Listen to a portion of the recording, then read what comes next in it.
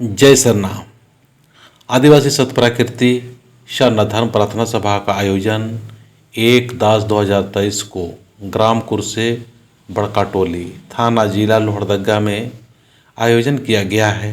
आप सभी से निवेदन है कि ज़रूर से ज़रूर पहुँचने का कोशिश करना, क्योंकि आज हम स्वयं का धर्म होते हुए भी विभिन्न धर्मों के हो चुके हैं।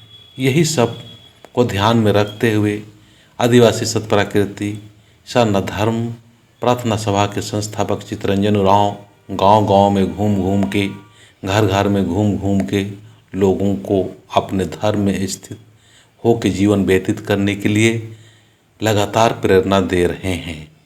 इसीलिए सभी समाज और धर्म के शुभचिंतकों से आशा और उम्मीद है कि ज़रूर से ज़रूर कुरसे बड़काटोली थाना जिला लोहरदगा में 1/10/2023 को पहुंचने का कोशिश करना। जय सरना, जय धर्मेश, जय आदिशक्ति।